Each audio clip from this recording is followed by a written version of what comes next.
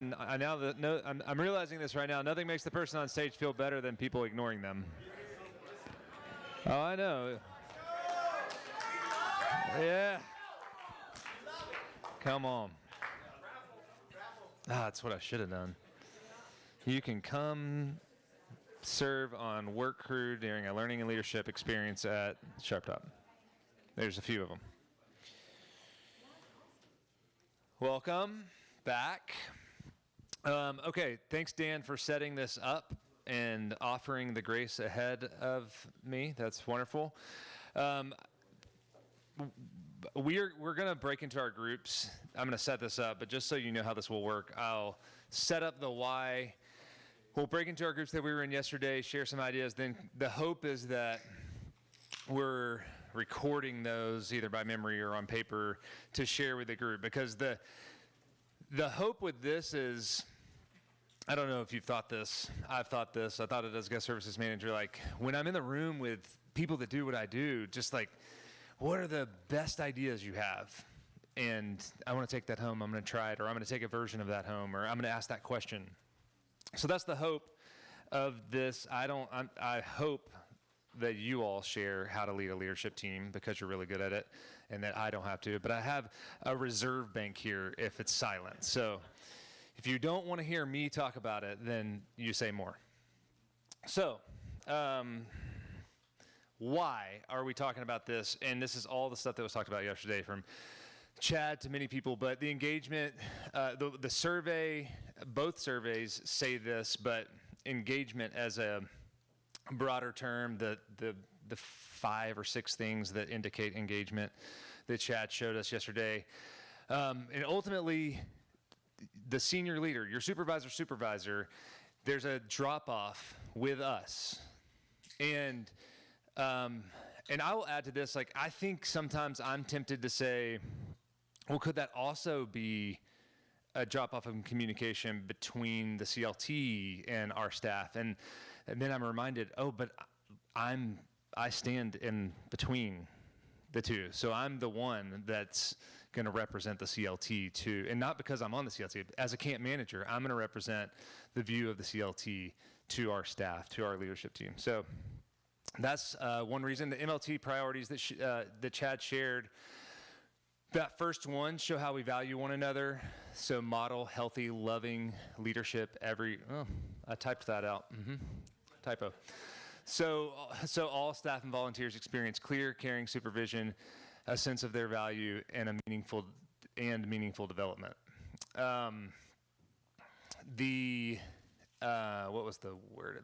The supervision, healthy supervision. There's a lot more breaking down that part of it, like with evals. We do that well. So how do we use what we do well to and expand to care for one another? So leading our leadership team. The 3 healthies that were shared yesterday. If we have healthy staff and healthy operations, we'll have healthy ministry.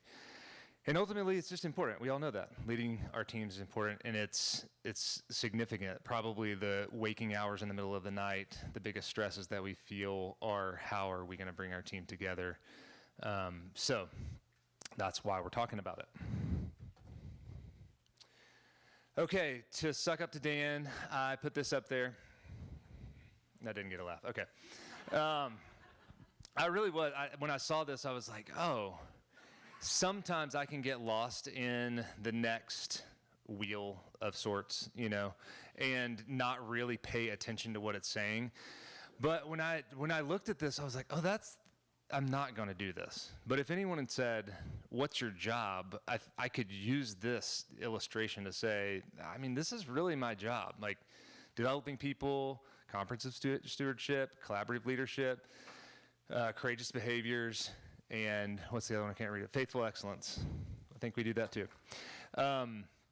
All centered in how we love God, love others, love ourselves, and love others. So the leading a leadership team can fall in all of those things. We do all of those things in those times with our leadership team or in our meetings. But specifically, I thought people development, collaborative leadership, And the subject of this could take, I mean, if you've done any kind of leadership development, DKL is like 4 times over 18 months, and it's all what we're going to cover in 30 minutes today. So we're not going to do that. And I thought, I really think this boils down to like talking about trust in our leadership teams. And then, because some of you are like, I don't want what Marshall thought about what we should talk about. I just, checked this.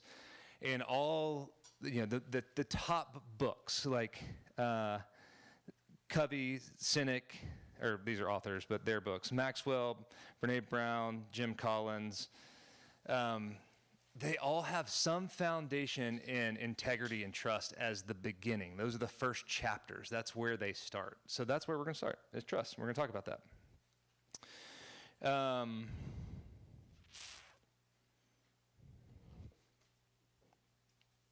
Trust.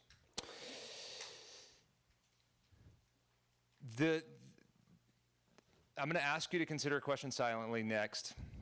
And I think this is helpful for me. I mentioned this, like if we're the conduit to the CLT.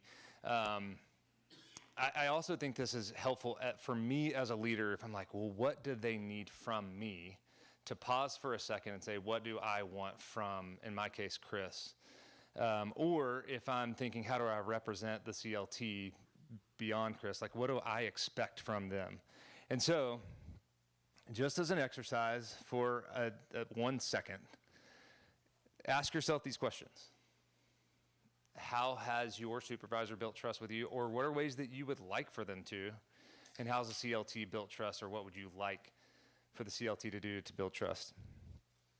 Take a second to consider those.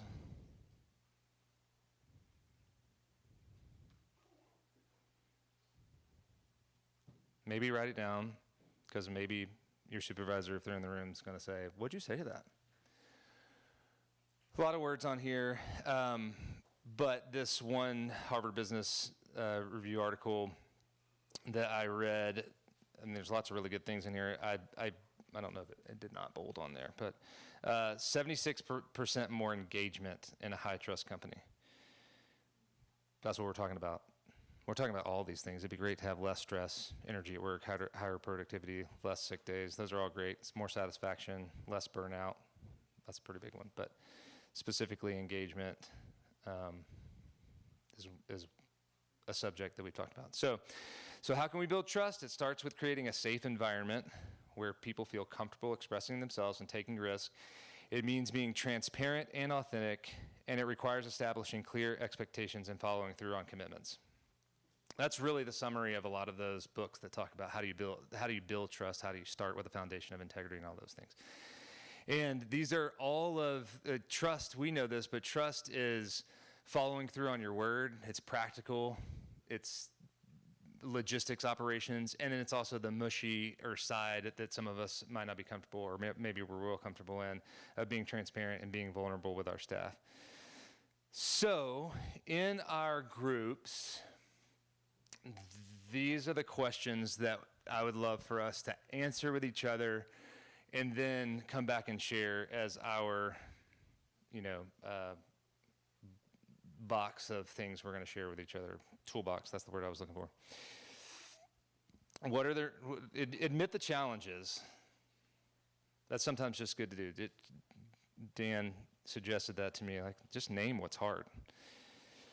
What have you done, or what are you doing to build trust on your team?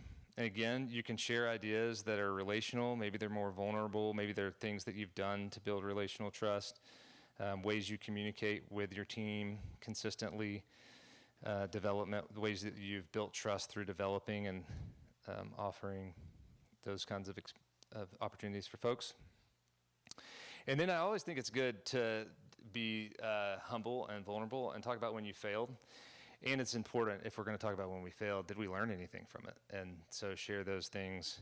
That way, maybe someone won't leave here and do that experiment, or they'll do it different. So let's we're going to take about 30 minutes to do that. So we have time. I will just remind us, like, hey, if you haven't gone on to the next question, do that so that you can answer all of them. So get in your groups, take some time, and I'll come back up in a minute. The same small groups as Oh yeah, same small groups as yesterday, because I liked mine. Hopefully you liked yours.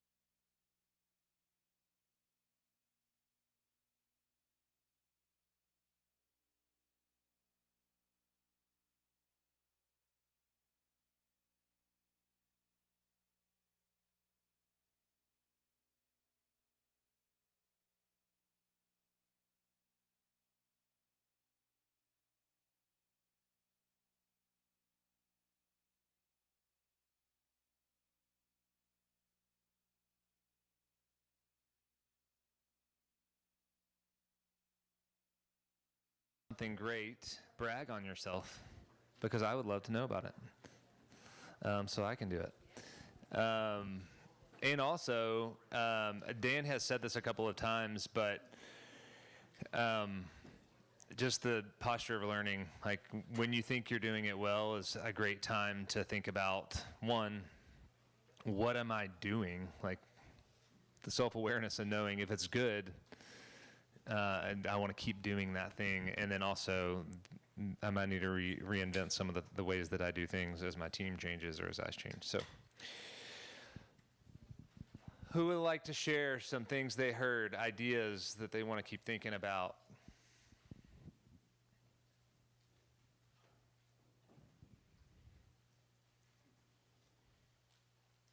We did not get through all three questions, and we went in a different kind of order. It's great. I'm glad that got a laugh. We just finished with challenges, and as I was listening, I was like, what are the themes emerging? I would say communication was one of them. Communication. So, like, as I'm... Can everybody as I was- hear her? As I was listening for themes, like it reinforced things that came out of the survey. So like communication between the camp manager and someone on the lead team, or communication between two people on the lead team and how that's impacting dynamics of the lead team is another thing. Just getting to a decision-making point and knowing when is the point of like we're collaborating, we're workshopping, and now we need to make a decision instead of that dragging on and on. And I am saying it that way because we all have been in meetings where it feels like that, right? Because for the sake of collaboration, we're doing that. And then people have different teams they serve on. And the nuances that come with those teams, like communication at a distance. Somebody mentioned like, even though two members of my team are in the same room, we do all of our meetings on Teams because the other half of our team is not in the room. And so the dynamic, like just paying attention to dynamics, Yep. communication and relationship. Yep. You said something that we touched on in our, and so for clarity's sake, how often are your teams meeting, your lead teams meeting? Our LHR is meeting once a week, but, and I said this as one of my challenges, in summer, it drifts. There's like a slow drift that starts. Yeah. And I definitely feel like a hub to the spokes because you go real time, game time. Yep. So I'm making my way around with everybody, but then I realize food service may not be connecting with facility management that much. Ooh, way to use the right word. Yeah. You're welcome, Chad Green. But there, like, I'm still trying, like, we've talked about when we meet day one for 15 minutes, just like huddle up to see each other's Yep. faces, and it always disintegrates at the last. Yeah. So, that's a challenge. Great. I mean, I think that's a good awareness, just something to take back. Like, are you meeting? Of course, we've read books or seen the like death by meeting, and we want to avoid that. We don't want to do that. And also, I would just say, when my team lingers after a leadership team meeting, they're not conveying to me that they hate the meeting. You know, like it's a good thing. So we meet weekly and prioritize it in the summer too. I even remember at Saranac, small staff, like we would just have lunch together on, I think, day 2 by the lake. It's pretty distracting as the waterfront director, guest services manager, but still, we did it. So.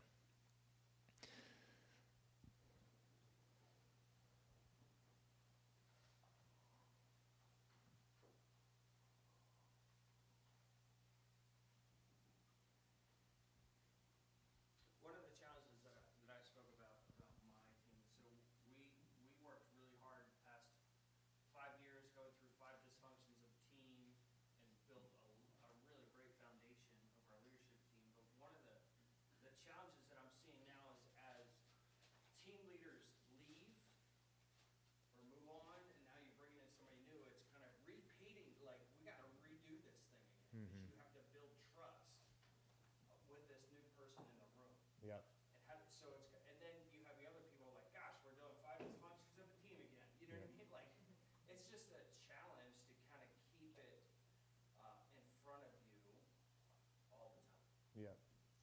Dan made a good point when we were talking about assessments yesterday. I think you said we've been here for a week, right? That you don't always have to do the whole thing. Maybe I've never done that one, so maybe you do. But like, could you take an abbreviated version if you needed to remind people or bring someone else in? But that's a good point. I haven't had turnover in 5 years until now, so catch me next year. Marshall, our team talked about a lot of different challenges, the typical ones of how do you connect over distance, how do you build trust, how do you, a lot of the typical things. Two things stood out to me that I thought were great ideas to build that trust and or kind of sort of failed experiments that will also build trust in the process. And one was Carolyn's with her team. They meet weekly as a lead team, and then right after that, they report at lunch of everything that they talked about in that lead team meeting. And then they follow it up with written notes. And so the entire team gets to stay on schedule with what is being processed at camp. And if you were gone that day, like, you're still in the loop of what happened. I think that was just so valuable, and it took a lot of effort to do that and to keep the whole entire team informed, and that really built trust. So I thought that was a great idea. Brian had a great idea with his team and was really vulnerable, which I like. We talked about that and relating to how do you build trust and vulnerability from leadership as a team in that. And they started building trust by actually going to the leadership team saying, you know what, we've messed up in a few of these areas, and like we need to kind of build this up from the bottom up, and we need your help doing it. And they did kind of a really neat exercise of identifying the lead team, identify values that they wanted to have, and then they asked their team to show them what areas they're actually doing those values, or what things are they doing that actually make it hard for the staff to do that value. And the leadership team took a lot of hits on that, and they were vulnerable and saying, yeah, you're right, we messed up, and even more things than we thought. Well, let's change this document. Yeah. So I think it displayed incredible vulnerability, which built trust. So I thought those were two examples that were great from our team that really built trust, ideas what shared. It's good. That was another one of the subjects that I thought we could talk about today, is like, how are we seeking all of the feedback, regularly or periodically, on what we're doing well and what we're not doing well. Hey, Marshall, Yes, Micah. can you share some of your takeaways from your experiment with captains meetings? Yeah, a failure. Thanks, Micah. So one of our meetings, I think we might have talked about this, or maybe it was just a realization I had. We have these really tenured, talented people that are in what are our Chef 3, Tech 3, Specialist 3. Did I hit them all? And so I came up with what name. I ended up going with a sports theme, captains, calling them the captains of the team. They're really running the plays, and we're coaching them. And so I asked permission from the leadership team, can I have a meeting with this group once a quarter, once a month? We were trying to figure out the rhythm. And I think I had 2 or 3 of them, and it didn't go anywhere. And I stopped doing them. And I'm not totally done with the idea, but the why there is I didn't really cast vision for what we were going to talk about, other than trying to gather information. I brought the major maintenance list one time, or, what do you think? What should we be doing? And so if I do it again, I need to identify, and you could all tell me if you do this at your camp, but I need to identify what I really am hoping to get out of so that they have value in that meeting and they don't think it's just another thing. That whatever we talk about is changing something. They are all talented. I just didn't utilize them well. Thanks, Micah. It is on my list to share if I needed to, but. Any others? We're coming to the end of time.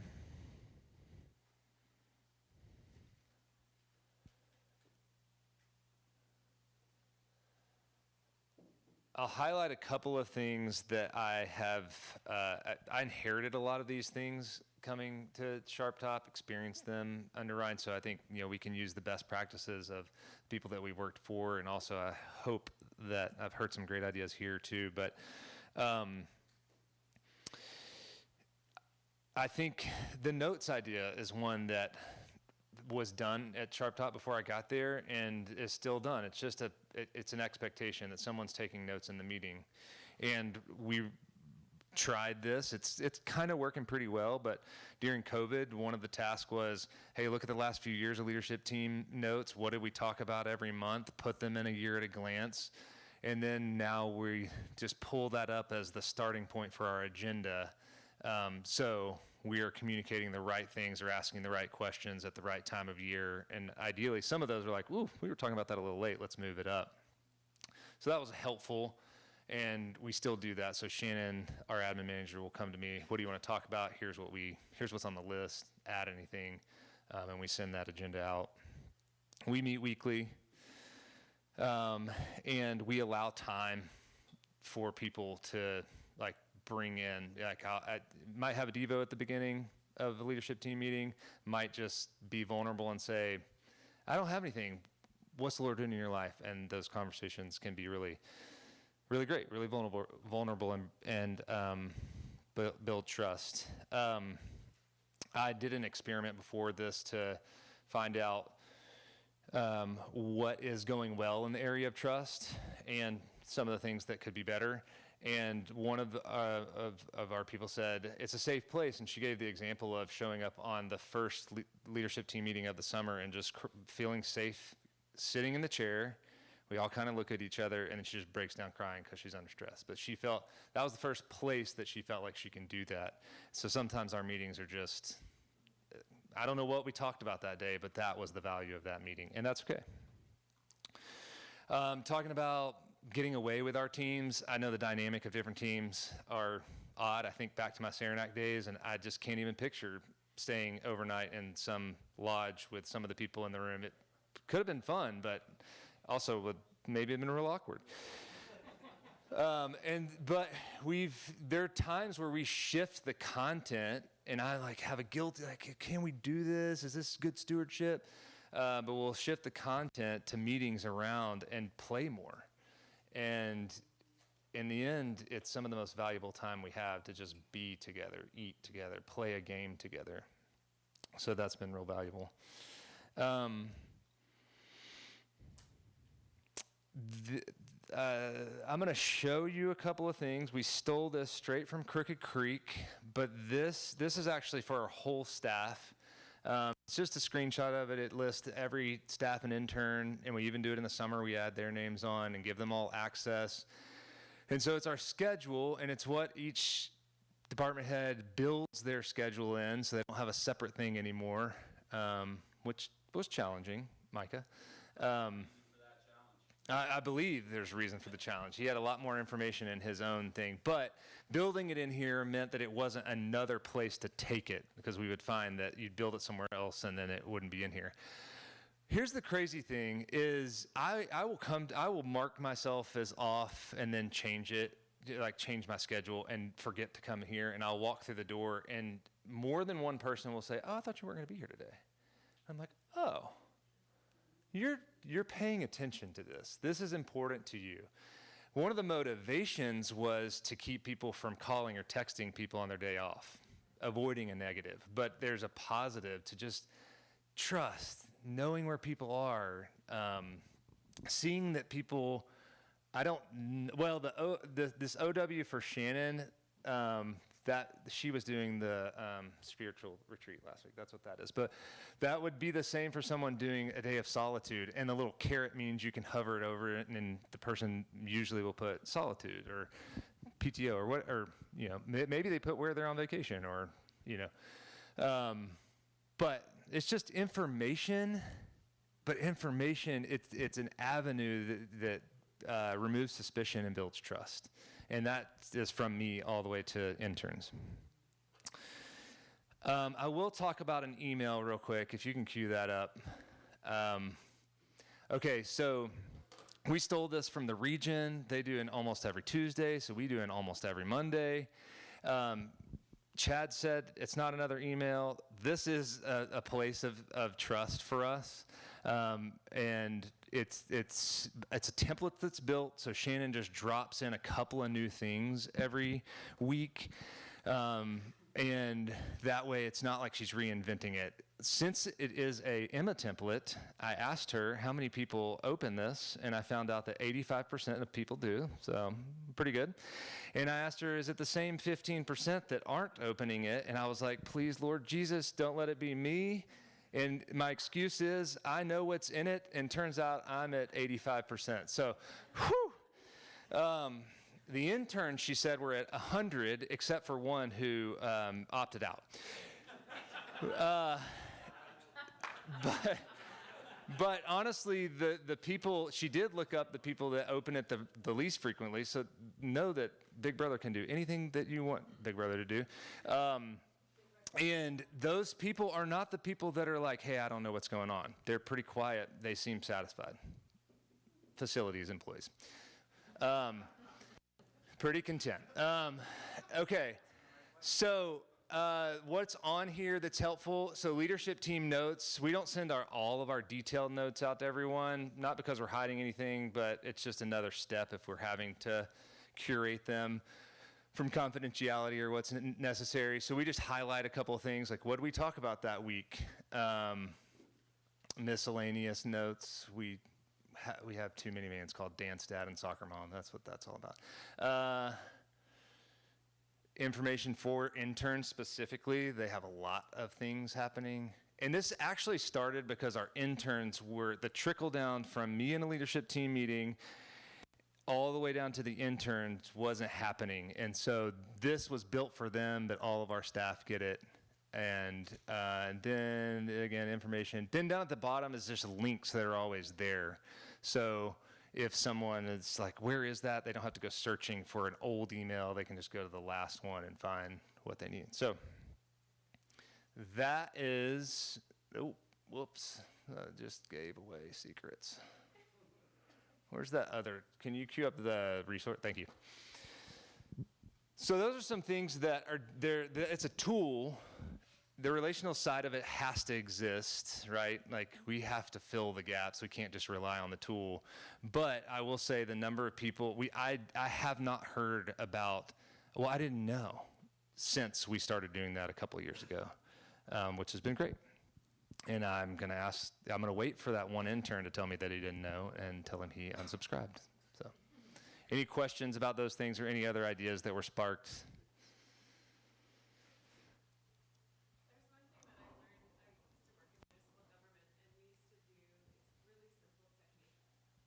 Beginning of a meeting, is there anything somebody would like to share? And it's just that holistic approach to say, for somebody to have the opportunity to say, my dog died this morning, Yeah. or this is going on, and I'm trying to be focused on the meeting, but I'm thinking about this. So doing that at the beginning of the meeting, and then at the end, we would always just put www/AA, which stands for what went well and areas of attention. And so to have a quick, like, give yourself space, 5 minutes at the very end to just be like, what went well about this, or areas of tension? It was freezing cold in here, or whatever the thing was. But it's that really quick feedback at the end, and then also at the beginning. How do people just be aware of what else people are bringing into the meeting? Two really simple things that you could do in the meeting. It's good. Especially in the summer when you like GSD, like pause to hear about somebody's dog dying. Something Lauren implemented when she became the operations manager, which has been really neat, I think, is that the leadership team meets every other week, and the agenda really is spiritual and personal. And there's some things, you fill in a template before the meeting, and you don't talk about the stuff that is just FYI. There might be some things you have to talk about. So the business content is pretty small. And then in the opposite weeks, the operations team meets. And that might be the department heads, but it also gives an opportunity for a department head to send someone or to develop someone or to bring a guest or for that to be kind of a wider group. And that's where they're talking about really detailed kinds of things. So it expands the group, creates more transparency, separates out the two groups, builds the trust, and then there is always play. And remember, Yako, I think you're right. Yeah. It's not bad stewardship; it's caring for people. Yeah. Play is one of the 4 P's of personal health and ministry. Yep. So, and notes for both sets of those. Yep. And you know, you rarely get a question when it means they're good. I don't have a leadership team anymore. just But you little did for a staff. real long time. What's that? You did for a really I long did, time, and- so. And maybe this is a free experiment around some of the conversation yesterday, so I'd be curious if someone tried this to know more. But in regards to clear priorities, if you built your agenda around healthy people, healthy ministry, and healthy operations, and everything had to fall in one of those buckets to have that conversation, what would happen? And how would the rest of the downstream staff be informed of those priorities? That's good. I'm gonna steal that.